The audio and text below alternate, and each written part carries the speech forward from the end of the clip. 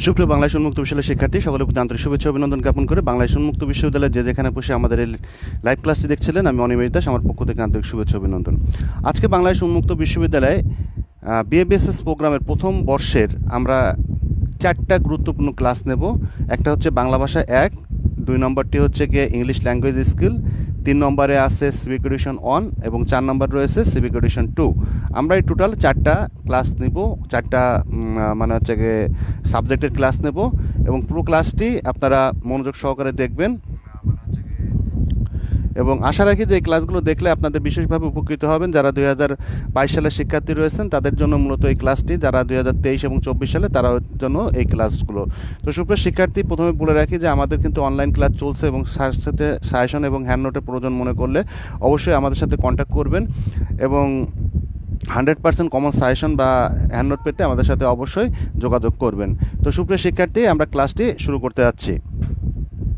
তো কে কোথা থেকে আমাদের এই লাইভে অংশগ্রহণ করেছিলেন আপনারা অবশ্যই করে কমেন্টস বক্সে কমেন্টস করবেন এবং সাথে সাথে আপনাদের যদি কোনো প্রশ্ন থাকে সেই প্রশ্ন সম্পর্কে আপনারা আমাদের কমেন্টস বক্সে কমেন্টস করবেন, আমরা সঠিক উত্তরটি আপনাদের দেওয়ার চেষ্টা করব। তো আজকের ক্লাসটি এক কথায় হতে চলেছে গুরুত্বপূর্ণ। তো সুপ্রিয় শিক্ষার্থী, দেখছি আপনারা অনেকে জয়েন করছেন। তো কে কোথা থেকে জয়েন্টে করছেন আমাদের অবশ্যই জানাবেন।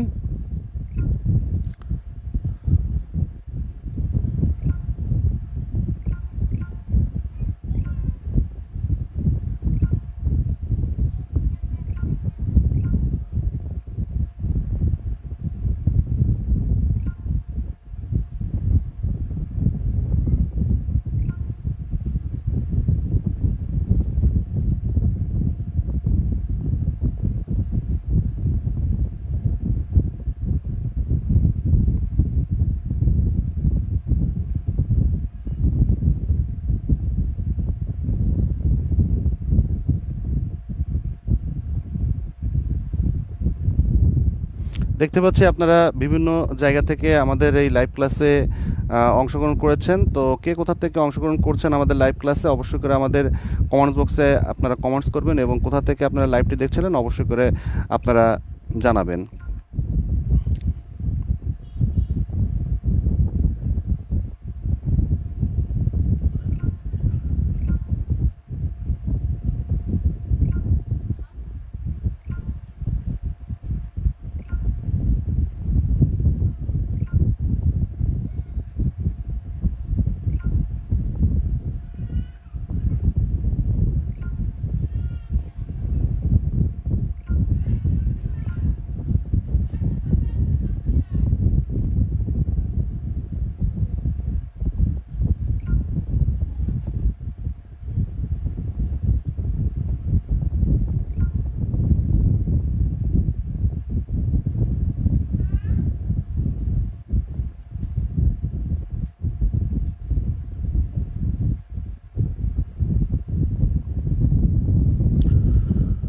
তো সুপ্রিয় শিক্ষার্থী, আমরা ক্লাসটি শুরু করতে যাচ্ছি। তো আজকের ক্লাসে আমরা প্রথমে আলোচনা করব যে বাংলা ভাষা 1-এর যে গুরুত্বপূর্ণ প্রশ্নটি, এই প্রশ্নটি হচ্ছে সাহিত্যের রূপ ও রস বলতে কী বোঝেন এবং রসের উপাদান সম্পর্কে আলোচনা করুন, অথবা সাহিত্যের রস বলতে কী বোঝেন, পাঠক চিত্রের রসের উদ্ভব সম্পর্কে যা জানেন লিখুন। প্রশ্নটি কিন্তু অত্যন্ত গুরুত্বপূর্ণ, যারা 24 সালে পরীক্ষার্থী আছেন। অথবা সাহিত্যের রূপ ও রস বলতে কী বোঝেন, রসের উপাদান সম্পর্কে আলোচনা করুন, অথবা সাহিত্যের রূপ ও রস সম্পর্কে বিস্তারিত আলোচনা করুন। তো আজকের এই প্রশ্নটা কিন্তু বাংলা ভাষা 1-এর গুরুত্বপূর্ণ। তো মানুষ, অরণ্য, পর্বত, সমুদ্র, আকাশ ও নক্ষত্র নিয়েই সাহিত্যের উপাদান গঠিত হয়। অর্থাৎ সাহিত্যের উপাদান অনেকগুলো গুরুত্বপূর্ণ উপাদান নিয়ে গঠিত হয়। এর ভিতরে রয়েছে কি মানুষ, অরণ্য, অরণ্য মানে কি জঙ্গল বা গাছপালা, পর্বত মানে পাহাড় পর্বত, নদী বলতে হচ্ছে কি নদী, আকাশ বলতে আকাশ, নক্ষত্র বলতে বিভিন্ন গ্রহ নক্ষত্র, এইগুলো নিয়ে ইত্যাদি নিয়ে সাহিত্যের উপাদান গঠিত হয়। অর্থাৎ এই সকল বিষয় নিয়েই কিন্তু সাহিত্যের উপাদানগুলো গঠিত হয়। আমাদের হৃদয়ে এক স্বপ্ন সৃষ্টি হয়, অর্থাৎ আমাদের হৃদয় বলতে কি হৃদয়ে কি হয়, একটা স্বপ্ন সৃষ্টি হয়। সেই স্বপ্ন বা সৌন্দর্যের অনুভূতি যখন আমরা ভাষায় রূপ দিতে গিয়ে কথামালা তৈরি করি তখনই তা মধুময় হয়ে ওঠে। অর্থাৎ এই যে স্বপ্ন, এই স্বপ্নটা যখন আমরা অনুভূতি যখন কি করি ভাষায় রূপ দিই এবং ভাষায় রূপ দিয়ে যখন কথামালা তৈরি করি তখনই সেটা কী হয়ে যায়, মধুময় হয়ে ওঠে। সেই মধুময়ের কৌশলটাই হচ্ছে সাহিত্যের রূপ বা আঙ্গিক। অর্থাৎ যেই কথাগুলো মধুময় হয়ে ওঠে সেই মধুময়ের কথাটা বা কৌশলটাই হচ্ছে কি সাহিত্যের রূপ বা আঙ্গিক। সাহিত্যের বিচারের ক্ষেত্রে সেই রূপ এবং ভাবই প্রধান। এখন আমরা আলোচনা করব সাহিত্যের রূপ সম্পর্কে। দৃশ্যমান জগৎ জীবনের অভিজ্ঞতা সাহিত্যের উপাদান হলেও রূপের মাধ্যমে তাকে প্রকাশ করতে হবে। অর্থাৎ দৃশ্যমান কি, যে জিনিসটা দেখা যায় অর্থাৎ সামনে দেখা যায়, এটাকে বলা হচ্ছে দৃশ্যমান। তো দৃশ্যমান জগৎ জীবনের অভিজ্ঞতা সাহিত্যের উপাদান হলেও রূপের মাধ্যমে তাই কী করতে হয়, প্রকাশ করতে হয়।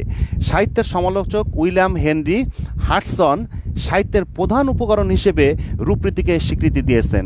অর্থাৎ সাহিত্যের যে সমালোচক রয়েছেন এই সমালোচকের নাম হচ্ছে গিয়ে উইলিয়াম হেনরি উইলসন। তিনি এই সাহিত্যের প্রধান উপকরণ হিসেবে সাহিত্যের কী করছেন, বিভিন্ন রূপরীতিকে কিন্তু তিনি স্বীকৃতি দিয়েছেন। রবীন্দ্রনাথের ঠাকুরের মতে সাহিত্যের প্রধান অবলম্বন জ্ঞানের বিষয় নয়, এটা একটা ভাবের বিষয়। অর্থাৎ রবীন্দ্রনাথ ঠাকুর যে কথাটা বলছেন যে সাহিত্যের প্রধান উপাদান জ্ঞানের বিষয় নয়, এটা কি একটা ভাবের বিষয়। ভাবজগতের গড়ে ওঠা মানুষের হৃদয়, অর্থাৎ ভাবের ভিতরে কোঠে ওঠে কি, মানুষের হৃদয় গড়ে ওঠে চরিত্র এবং বাইরের প্রকৃতি দ্বারা। সেই ভাবজগৎ অন্যের হৃদয়ে স্থান লাভ করে শিল্পীর প্রকাশের ক্ষমতা গুণে। পাঠক বা অন্যের হৃদয়ে ভাবের সঞ্চার করতে গেলে সাহিত্যের কথাকে সৌন্দর্যমণ্ডিত করতে হয়।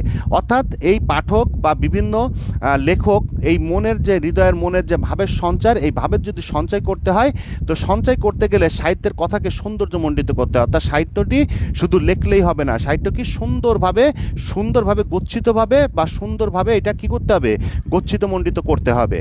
লেখকের বর্ণনায় যে কলাকৌশলের প্রয়োজন পড়ে তা হচ্ছে সাহিত্যের রূপ। অর্থাৎ সাহিত্যের রূপটা সুন্দরভাবে উপস্থাপন বা বর্ণনা করতে হবে। এখন আমরা আলোচনা করব সাহিত্যের রস সম্পর্কে। সংস্কৃত অলঙ্কারিক বলেন কাব্য রসাত্মক বাক্য, অর্থাৎ কি, কাব্যই হচ্ছে রস বা বাক্য। রস ধাতুর অর্থ আস্বাদন করা, সুতরাং যা আস্বাদ্য তাই রস। অর্থাৎ যেই জিনিসটা আস্বাদ্য সেটাকে কি বলা হয়, রস বলা হয়। এবং একমাত্র সহৃদয় অনুভূতিশীল চিত্তই রসাদ্যনের অধিকারী। এই রস সদয় জনের আনন্দময় মানসিক অবস্থায় মাত্র। সংস্কৃত আলংকারিক ভাব ও রসকে সাহিত্যের বীজ ও ফল বলে অভিহিত করেছেন। অর্থাৎ কি বলছেন, যে সংস্কৃতি অলংকারিক যেভাবে বলছেন যে সাংস্কৃতিক অলংকারিক ভাব এবং রসকে সাহিত্যের বীজ ও ফল বলে তারা কি করছেন, অবহিত করছেন। যথা বীজং বৃক্ষং পুষ্পং ফলং তথা মূলং রসা সর্বে তেব্বা ভাবা ব্যবস্থিতা। অর্থাৎ রসাচার্য বলতে যে রসানন্দ ব্রহ্মসাদ সহদার অর্থাৎ কাব্যপাঠ পাঠক এমন এক বিষয়ান্তের নিরপেক্ষ রসলোকে উত্তীর্ণ হন যেখানে তিনি তন্মত্ত প্রাপ্ত হন। অর্থাৎ এই রসের মধ্যেই সে তার সমস্ত কিছু পেয়ে যান। রস সম্পর্কে কবিগুরু রবীন্দ্রনাথ ঠাকুর বলেছেন, সরস্বতীর অবসান বস্তুপিণ্ডের উপর নহে, পদ্মের স্নিগ্ধ সৌন্দর্যের উপর তার অধিষ্ঠান।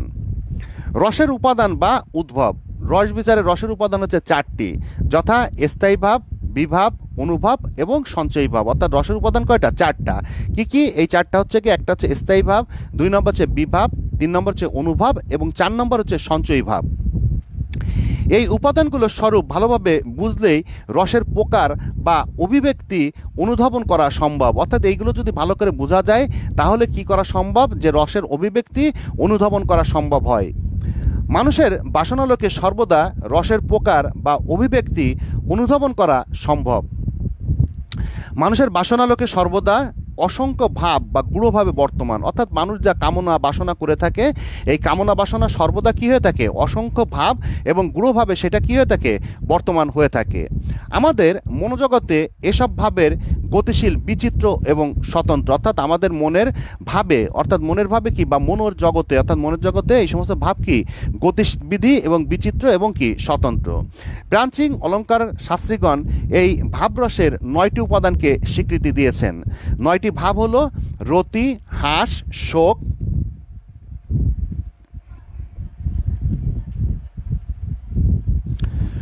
ক্রোধ, উৎসাহ, ভয়, যোগ্যসা, বিস্ময় আর হচ্ছে সম।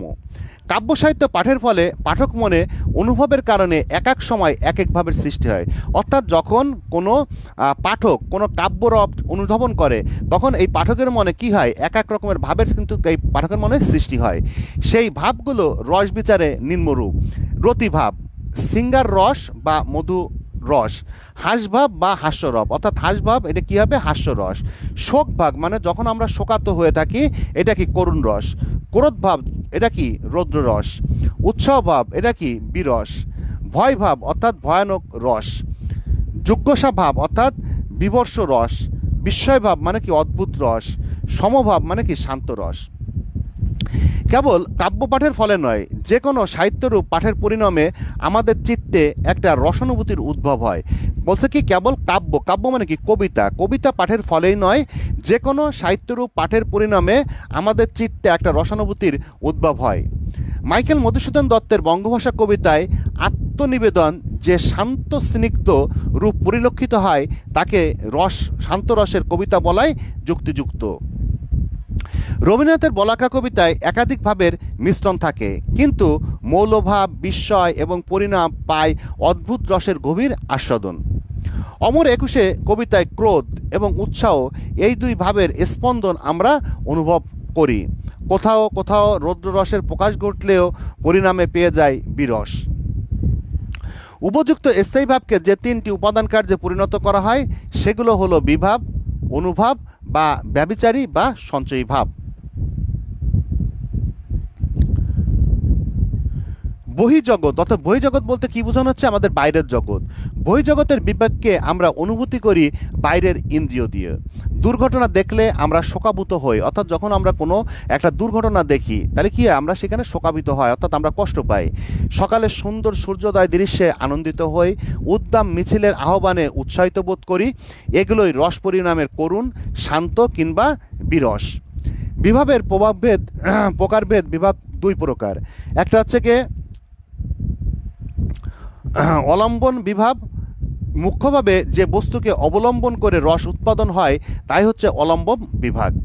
এরপর হচ্ছে উদ্দীপন বিভাব। যেই বস্তু বা পারিপার্শ্বিক অবস্থা রসকে উদ্দীপিত করে, অর্থাৎ রস সৃষ্টির অনুকূল পরিবেশ সৃষ্টি করে, তাই হচ্ছে উদ্দীপন বিভাগ। যেমন সুন্দর জ্যোৎস্না রাত, মিছিলে কম্পিত নগরী, দুর্ঘটনায় বিপর্যস্ত জনপদ, পুত্র শোকাতুর জননীর হাহাকার প্রভৃতি উদ্দীপন বিভাগ। এরপর হচ্ছে অনুভব। বিচিত্র ভাবের প্রকাশরূপই হলো অনুভব, অর্থাৎ বিচিত্র রূপ যখন প্রকাশ পায়, এই বিচিত্র ভাবের প্রকাশরূপই কি? অনুভব। যেমন ক্রুদ্ধ হলে আমাদের অভিব্যক্তির রূপ পাল্টে যায়, অর্থাৎ যখন আমরা ক্রুদ্ধ মানে রাগান্বিত হই, তখন আমাদের কি হয়? অভিব্যক্তির রূপটাই কিন্তু পাল্টে যায়। আবার বেদনার প্রক্রিয়া আমাদের করে অশ্রু সজল, অর্থাৎ হৃদয়ের ভাব বিকাশের বহিঃপ্রকাশই হলো অনুভব। এরপর হচ্ছে সঞ্চয়ী ভাব। ব্যবিভাব, সঞ্চয়ী ভাবের স্থায়ী কোনো স্বীকৃতি বা অস্তিত্ব নেই, কিন্তু বিভাব বা অনুভবের সংমিশ্রণে রসের সৃষ্টি হয়। যেমন আবেগ, স্বপ্ন, লজ্জা, গ্লানি ও বিষণ্ণতা প্রভৃতি সংশ্লিষ্ট স্থায়ী ভাবের স্পর্শে একটি রস পরিণামের সৃষ্টি করে। আবেগ থেকে বিরস হতে পারে, আবার করুণা রসেরও জন্ম হতে পারে, অর্থাৎ আবেগ থেকে কি হয়? বিরস হয়, অথবা কি হয়? করুণা রসেরও জন্ম হতে পারে। পরিশেষে বলা যায় বা উপরোক্ত আলোচনা থেকে আমরা বলতে পারি যে ভাব হলো সাহিত্যের প্রধান অবলম্বন। ভাবজগৎ গড়ে ওঠে মানব হৃদয়, মানব চরিত্র এবং বহি প্রকৃতির আশ্রয় করে। শিল্পমনের এইসব ভাব সার্থক হয় অন্যের হৃদয়ে সঞ্চালিত করার মাধ্যমে। অন্যের হৃদয়ে সঞ্চয় করতে হলে তার রূপ, সৌন্দর্য ও কলাকৌশল পরিপূর্ণতা থাকতে হয়। এই পরিপূর্ণতার রূপ সৃষ্টি হয় রূপ ও রসের মাধ্যমে। সাহিত্যের রূপ এবং রস পরস্পর অবিচ্ছেদ্য। এই দুয়ের যথার্থ মিলনই সাহিত্যের সার্থকতা। সুপ্রিয় শিক্ষার্থী, এটা ছিল আমাদের বাংলা ভাষা একের একটি গুরুত্বপূর্ণ প্রশ্ন, এবং এই প্রশ্নটা 2024 সালে যারা পরীক্ষার্থী আছেন বা শিক্ষার্থী আছেন, তাদের জন্য কিন্তু এই প্রশ্নটা কিন্তু অত্যন্ত গুরুত্বপূর্ণ। আমরা এখন আলোচনা করব ইংলিশ ল্যাঙ্গুয়েজ স্কিল সম্পর্কে। তো ইংলিশ ল্যাঙ্গুয়েজ স্কিলের আজকে আমরা একটা প্যাসেজ সম্পর্কে আলোচনা করব। আপনারা হয়তো জানেন ইংলিশ প্যাসেজটা সাধারণত পরীক্ষায় 2 নম্বর প্রশ্নে থেকে থাকে, এবং এইখান থেকে মার্ক থেকে থাকে 20 মার্ক থেকে থাকে। এখন এই 20 মার্ক সম্পর্কে আমরা আলোচনা করব। তো এইখানে একটু খেয়াল করেন যে এইখানে আপনাদের একটা প্যাসেজ দেওয়া থাকে, এবং প্যাসেজ থেকে 4টা প্রশ্নের উত্তর করতে বলা হয়ে থাকে। তো আমরা একটা এখন গুরুত্বপূর্ণ 2024 সালে যারা পরীক্ষার্থী আছেন তাদের জন্য একটা গুরুত্বপূর্ণ প্যাসেজ সম্পর্কে আলোচনা করব। Read the passage carefully and answer the question that follows. অনুচ্ছেদটি যত্ন সহকারে পড়ুন এবং নিচের প্রশ্নগুলোর উত্তর দিন। Democracy is the system of government which allows freedom of speech, religious and political opinion. অর্থাৎ গণতন্ত্র হলো সরকারের একটা পদ্ধতি যেটা কথা বলা, ধর্মীয় এবং রাজনৈতিক মতামত প্রকাশের স্বাধীনতা দেয়। It means fair and equal treatment for the citizens without social class division. অর্থাৎ এটার অর্থ হলো সামাজিক শ্রেণী বিভেদবিহীন একজন নাগরিক সঠিক এবং সম আচরণ, এবং প্রকৃতপক্ষে একটি গণতান্ত্রিক দেশের জনগণ সেই সমস্ত প্রতিনিধি নির্বাচন করে যারা জনগণের পক্ষে কাজ করে। In fact, in a democratic country, people elect their representatives who work for the people. Free and fair election are the precondition for democracy. অর্থাৎ স্বাধীন এবং স্বচ্ছ নির্বাচন গণতন্ত্রের পূর্বশর্ত। অর্থাৎ গণতন্ত্রের পূর্বশর্ত কি? স্বাধীন এবং স্বচ্ছ নির্বাচন কিন্তু গণতন্ত্রের পূর্ব শর্ত।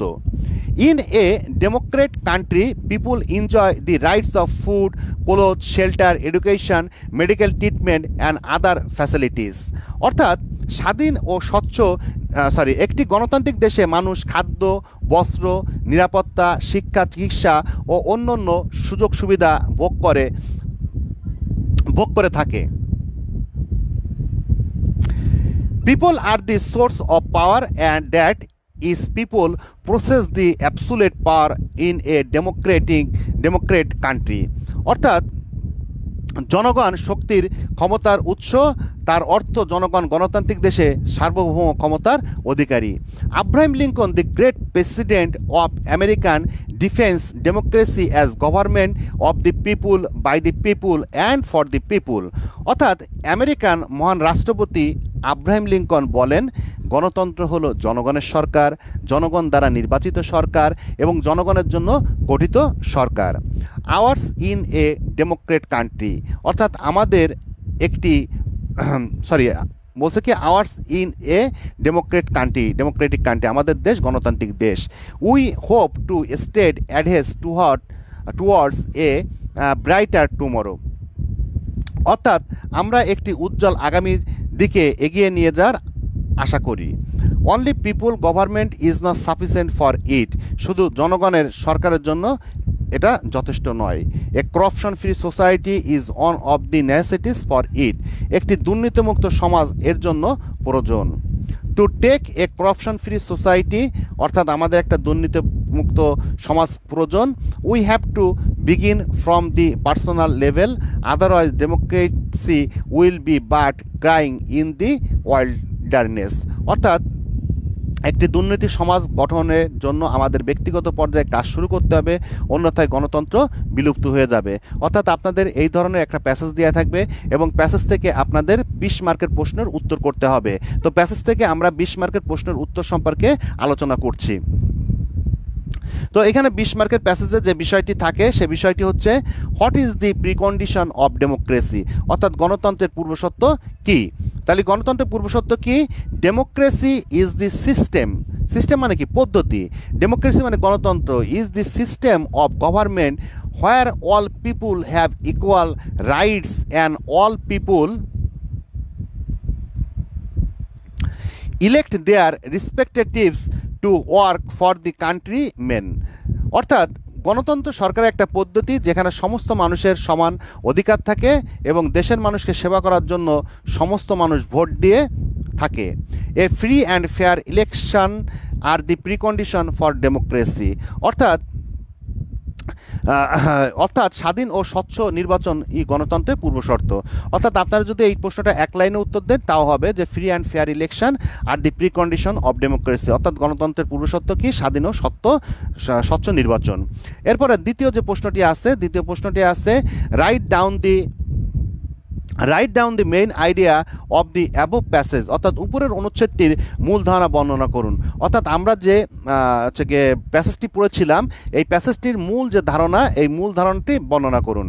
Democracy is the government of the people, by the people and for the people. অর্থাৎ গণতন্ত্র হলো জনগণের সরকার, জনগণ দ্বারা নির্বাচিত সরকার এবং জনগণের কাজ করার জন্য সরকার।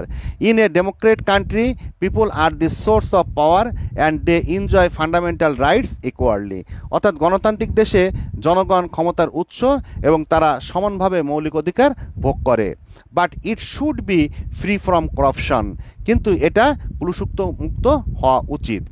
এখন এইটা ছিল আপনাদের 2 নম্বর প্রশ্ন। এবার সি নম্বর প্রশ্নে কি আছে? সি নম্বর প্রশ্ন আছে write down the meaning of the following words in English রিসপেক্টেটিভ, treatment, democracy, opinion and enjoy. অর্থাৎ এই সমস্ত প্রশ্নগুলো থেকে আপনারা ওয়ার্ডের মিনিং করেন, অর্থাৎ বাক্য রচনা করেন। তো এখানে প্রথমে আপনাদের থাকে গিভেন ওয়ার্ড, এরপরে ডান সাইডে আপনাদের লিখতে হবে মিনিং ইন ইংলিশ। অর্থাৎ এখানে কি আছে? রিসপেক্টেটিভ মানে প্রতিনিধি। তো এটা দিয়ে আপনাকে একটা কি করতে হবে? সেন্টেন্স তৈরি করতে হবে। A person who has been chosen to work for the people diligent. এরপরে আছে ট্রিটমেন্ট মানে ব্যবহার, a way of dealing with a person. এরপর হচ্ছে ডেমোক্রেসি মানে গণতন্ত্র, a system of government in which people elect their রিসপেক্টেটিভস। এরপর হচ্ছে ওপিনিয়ন মানে মতামত, feelings of others about somebody or sometimes. এরপরে আছে এনজয় মানে উপভোগ করা, অর্থাৎ to get pleasure from something. অর্থাৎ এইটা আপনাদের 5 নম্বর প্রশ্নে থাকবে। অর্থাৎ 5টাই যদি আপনি সঠিকভাবে উত্তর করতে পারেন সেক্ষেত্রে কিন্তু আপনি 5-এর ভিতরে 5 নম্বর পেয়ে যাবেন। আচ্ছা, এরপরে আমরা চলে আসব ডি নম্বর প্রশ্নে। What is the keywords in the last sentence of the passage? অর্থাৎ অনুচ্ছেদটির শেষ বাক্যের মূল বক্তব্য কি? The keyword in the last sentence of the passage is democracy. অর্থাৎ অনুচ্ছেদটির শেষ বাক্যের মূল বক্তব্য হচ্ছে গণতন্ত্র। In which all people enjoy equal rights, all people elect their রিসপেক্টেটিভস to work for them and where there is no corruption. অর্থাৎ যেখানে সকল মানুষের সমান অধিকার থাকবে, সকল মানুষ তাদের কাজের জন্য প্রতিনিধি নির্বাচন করবে এবং সেখানে কোনো দুর্নীতি থাকবে না। তো সুপ্রিয় শিক্ষার্থী, এটা ছিল আপনাদের ইংলিশ ল্যাঙ্গুয়েজ স্কিলের একটা প্যাসেজ, এবং প্যাসেজ থেকে কিন্তু প্রতি বছরই কিন্তু 20 মার্কের কিন্তু প্রশ্ন থেকে থাকে। এই জন্য প্যাসেজটা আপনাদের সঠিকভাবে সুন্দরভাবে প্যাসেজটা কিন্তু আপনাদের করতে হবে। আচ্ছা, এরপরে আমরা চলে আসব সিভিক এডুকেশন 1-এর একটি গুরুত্বপূর্ণ প্রশ্ন সম্পর্কে আমরা আলোচনা করব। এটা 2024 সালের শিক্ষার্থী এবং 2024 সালের পরীক্ষার্থী এবং 2023 এবং 24 সালে যারা শিক্ষার্থী আছে, তো তাদের জন্য কিন্তু মূলত এই ক্লাসটি। তো 3 নম্বর প্রশ্ন, সিভিক এডুকেশন 1-এর 3 নম্বর প্রশ্ন কি ছিল? যে আজকে যে প্রশ্নটি, এই প্রশ্নটি কিন্তু অত্যন্ত গুরুত্বপূর্ণ প্রশ্ন। শিক্ষা বলতে কি বোঝায়? শিক্ষার উদ্দেশ্যগুলো বর্ণনা করুন। মানব জীবনের শুরু থেকে শেষ পর্যন্ত শিক্ষা বিরামহীন প্রক্রিয়ায় পরিচালিত হয়। অর্থাৎ মানুষের জীবনের শুরু মানে প্রথম থেকে শুরু থেকে শেষ পর্যন্ত, অর্থাৎ জন্ম থেকে মৃত্যু পর্যন্ত, মৃত্যুর আগ পর্যন্ত কিন্তু শিক্ষা চলে। তাহলে বলছে কি যে মানব জীবনের শুরু থেকে শেষ পর্যন্ত বিরামহীন প্রক্রিয়ায় পরিচালিত হয়। শিক্ষা শুধু আনুষ্ঠানিক প্রক্রিয়ার মধ্যে, অর্থাৎ স্কুল, কলেজ, বিশ্ববিদ্যালয় গণ্ডির মধ্যে সীমাবদ্ধ নয়।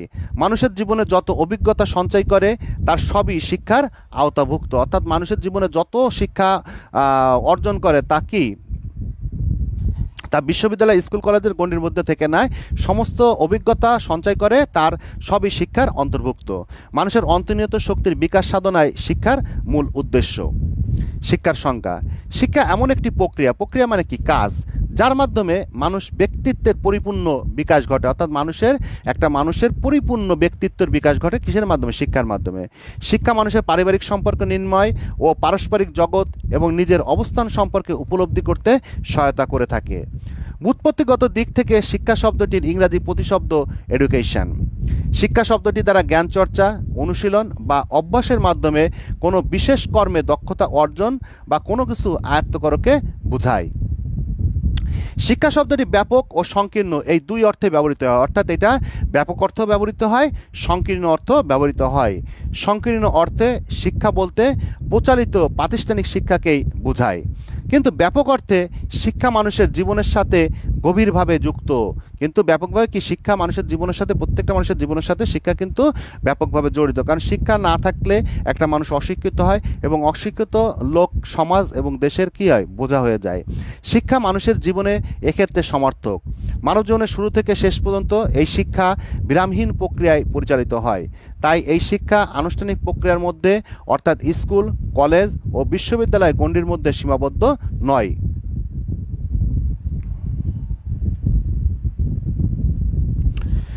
জীবনের প্রতি ক্ষেত্রে নতুন নতুন যত অভিজ্ঞতা মানুষ সঞ্চয় করে থাকে না কেন, তার সবই শিক্ষার আওতাভুক্ত।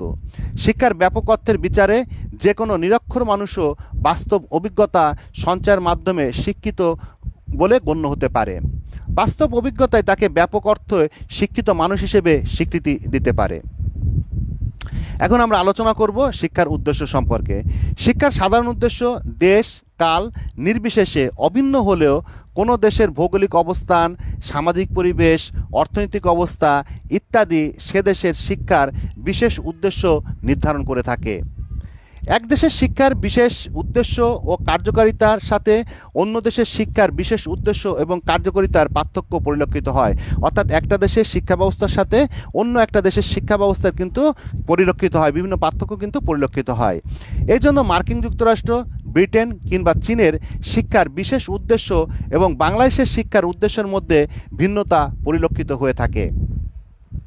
বাংলাদেশ একটি অতি জনসংখ্যা অধ্যুষিত এবং অনুন্নত অর্থনৈতিক দেশ। আর্থসামাজিক ব্যবস্থার বিভিন্নতার কারণে উভয় দেশের মধ্যে সমাজ, রাজনীতি, অর্থনীতি, শিক্ষা, সংস্কৃতি সব ক্ষেত্রেই পার্থক্য রয়েছে। এটি প্রতিটি দেশ এবং জাতির ক্ষেত্রেই প্রযোজ্য। তারপরও শিক্ষার কিছু মৌলিক অভিন্নতা সব দেশ এবং সব দেশের মানুষের ক্ষেত্রে প্রযোজ্য। আধুনিক জ্ঞান অর্জন, দক্ষতা লাভ এবং দৃষ্টিভঙ্গি গড়ে তোলার লক্ষ্যে রাষ্ট্র এবং সমাজের উন্নতি করার অভিপ্রায়ে শিক্ষা কতকগুলো উদ্দেশ্য সাধন করতে পারে। তাহলে কি কি উদ্দেশ্য সাধন করতে পারে শিক্ষা, সেগুলো সম্পর্কে আমরা এখন আলোচনা করব। এক নম্বর হচ্ছে গিয়ে ব্যক্তির মেধা এবং সৃজনশীলতা বিকাশ ঘটানো, অর্থাৎ একটা ব্যক্তির মেধা এবং তার সৃজনশীলতার বিকাশ ঘটায় কিন্তু শিক্ষা। দুই নম্বর যে পয়েন্টটি রয়েছে, সামাজিক ও অর্থনৈতিক উন্নয়নের লক্ষ্যে দক্ষ জনশক্তি গড়ে তোলে। তিন নম্বর হচ্ছে দেশাত্মবোধ, মানবিক গুণাবলী ও বিশ্বভ্রাতৃত্ববোধের বিকাশ সাধন করে। তারপরটা হচ্ছে আধুনিক সমাজ এবং রাষ্ট্র ব্যবস্থা গড়ে তোলে। বাংলাদেশের জাতীয় শিক্ষাক্রম বা পাঠ্যসূচি প্রণয়ন কমিটি তাদের রিপোর্টের প্রথম খণ্ডে বাংলাদেশের সামাজিক পটভূমির প্রেক্ষিতে যে কয়টি বিশেষ উদ্দেশ্য সাধনের কথা উল্লেখ করেছেন তা হলো, এক নম্বর হচ্ছে ব্যক্তি এবং জাতীয় জীবনের নৈতিক মূল্যবোধের পুনঃপ্রতিষ্ঠা। দুই নম্বর হচ্ছে বিজ্ঞান এবং প্রযুক্তিবিদ্যার উপর গুরুত্ব প্রদান। তিন নম্বর হচ্ছে মানবিক ও সামাজিক গুণের বিকাশ সাধন। চার নম্বর হচ্ছে বৃত্তিমূলক শিক্ষার প্রসার ঘটানো। পাঁচ নম্বর হচ্ছে কর্মমুখী শিক্ষার প্রতি গুরুত্ব আরোপ করা। ছয় নম্বর হচ্ছে জীবন এবং পরিবেশ কেন্দ্রিক শিক্ষার প্রসার ঘটানো। সাত নম্বর হচ্ছে সৃজনশীল প্রতিভার বিকাশ ঘটানো। আট নম্বর হচ্ছে পরিবেশ এবং সমাজের প্রতি দায়িত্বশীলতা বৃদ্ধি করা। ধর্মীয় চেতনা, সামাজিক সম্পর্ক, রক্ষণশীলতা ও দেশভেদে শিক্ষার ভিন্ন উদ্দেশ্য পরিলক্ষিত হয়। তবে শিক্ষার সাধারণ উদ্দেশ্য সকল দেশের এক এবং অভিন্ন। মানুষের মধ্যকার মনুষ্যত্ববোধ জাগ্রত করে অন্তর্নিহিত শক্তির বিকাশ ঘটানোই এর উদ্দেশ্য। প্রত্যেক দেশের সরকার ব্যবস্থা যে দেশের শিক্ষা ব্যবস্থাকে নির্ধারণ করে। সুপ্রিয় শিক্ষার্থী, এটা ছিল আমাদের সিভিক এডুকেশন 1-এর একটি প্রশ্ন। এখন আমরা আলোচনা করব সিভিক এডুকেশন 2-এর একটা গুরুত্বপূর্ণ প্রশ্ন সম্পর্কে আপনাদের আলোচনা করব, এবং এই প্রশ্নগুলো 2024 সালের শিক্ষার্থীদের জন্য অত্যন্ত গুরুত্বপূর্ণ প্রশ্নগুলো আমরা আলোচনা করে থাকি এবং ক্লাসে পড়িয়ে থাকি। তো সুপ্রিয় শিক্ষার্থী, হ্যান্ড নোট সাজেশন বা অনলাইন ক্লাসের প্রয়োজন মনে করলে অবশ্যই করে আমাদের সাথে যোগাযোগ করবেন, যেহেতু পরীক্ষার কিন্তু আর বেশি দিন বাকি নাই, এই কারণে আপনারা পড়ালেখা শুরু করেন। তো আজকে সিভিক এডুকেশন 2-এর আমরা যে প্রশ্নটি আলোচনা করব,